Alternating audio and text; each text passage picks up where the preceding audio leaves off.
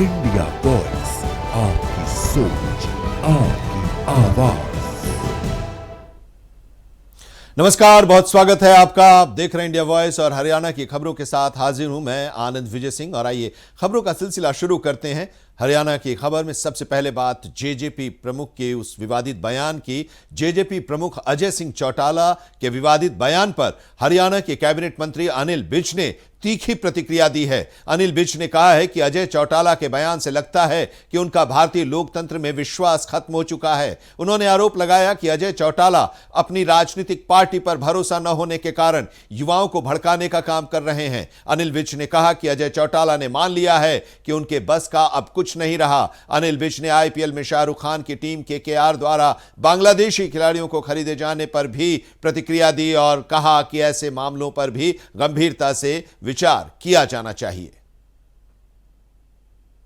अजय चौटाला जी का मतलब ये है कि उनको हिंदुस्तान के लोकतंत्र में विश्वास नहीं रहा, उनको अपनी राजनीतिक पार्टी में भरोसा नहीं रहा, इसलिए युवाओं को भड़काने का काम कर रहे हैं। उन्होंने अपने हाथ खड़े कर दिए कि हमारे बस का कुछ नहीं आप, और दूसरों को भड़का रहे हैं। नहीं, बांग्लादेश जो कुछ हमारे साथ कर रहा है, रोजाना हिंदुओं के साथ अत्याचार की खबरें आ रही हैं। दीपू को पेड़ के साथ बांधकर जला दिया गया है। ऐसे देश के साथ हमें किसी भी प्रकार का संबंध नहीं रखना चाहिए। अगर कुछ लोगों ने वहाँ के खिलाड़ियों को खरीदा है, यानी उनकी पैसे से मदद की है, तो ये बहुत गलत है। निर्माणाधीन अंबाला शामली हाईवे से गांवों को रास्ता न दिए जाने से नाराज किसान पिछले 4 महीने से यमुना नगर के पोटली गांव के पास धरने पर बैठे हुए हैं। किसानों का कहना है कि जब उनकी जमीन हाईवे निर्माण में लाई गई है तो गांवों को रास्ता देना जरूरी है। आरोप है कि हाईवे अथॉरिटी प्रशासनिक आदेशों को भी नजरअंदाज कर रहा है। भारतीय किसान यूनियन टिकैत ग्रुप खुलकर अब सामने आया है। जिला अध्यक्ष सुभाष गुर्जर ने कहा कि हाईवे आम जनता की सुविधा के लिए बनते हैं, न कि लोगों को परेशान करने के लिए। उन्होंने चेतावनी दी कि 12 जनवरी तक अगर उनकी मांगें पूरी नहीं हुई तो किसान खुद रास्ता बनाएंगे और इसकी जिम्मेदारी प्रशासन और हाईवे अथॉरिटी की होगी। लगातार 4 महीने से अंबाला शामली हाईवे पर धरना चल रहा है।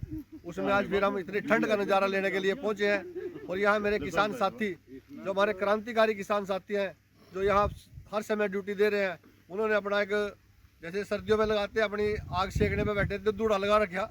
वो दूड़े पे हमने भी आज सेकी है और बड़ा अच्छा लगा। मैं तो ये कहूँगा प्रशासन ज़्यादा समय ना ले हमारे से। और जब हरियाणा के मुख्यमंत्री ने भी कह दिया है, हमारे जो पुराने डीसी थे पार्थ गुप्ता, उन्होंने भी कह दिया था भाई रास्ता लगेगा, और इस मैडम ने भी कह दिया, एसडीएम साहब ने भी, पूरा प्रशासन ने रास्ता लगाने के लिए कह दिया है। लेकिन पता नहीं देरी कहाँ से हो रही है। और उस देरी को दूर करने के लिए हम 12 तारीख को, 12 जनवरी दिन सोमवार को अपने प्रदेश अध्यक्ष रतन मान के नेतृत्व में हम यहाँ कसी चलाने के लिए तैयारी शुरू कर लिया हमने। और हमारे चारों तरफ से किसानों के फ़ोन भी आते हैं, भाई प्रधान जी कब वहाँ कसी चलेगी। तो 12 जनवरी प्रशासन देख ले, और प्रशासन का सामना हाईवे पे होगा, आर पार की होगी। 12 जनवरी को हम कोई समय नहीं, अगर प्रशासन बात करेगा तो यहीं आके हमारे से बात करेगा। तो मैं सभी अपने किसान साथियों से निवेदन करता हूं कि ज़्यादा से ज़्यादा संख्या में 12 जनवरी को पोटली गांव में पहुंचे और अपना रास्ता, जो हमारा किसानों का रास्ता है, जो हाईवे की गुंडागर्दियों ने बंद कर किया हुआ है, उसको हम खोलने का काम करेंगे। जय जवान।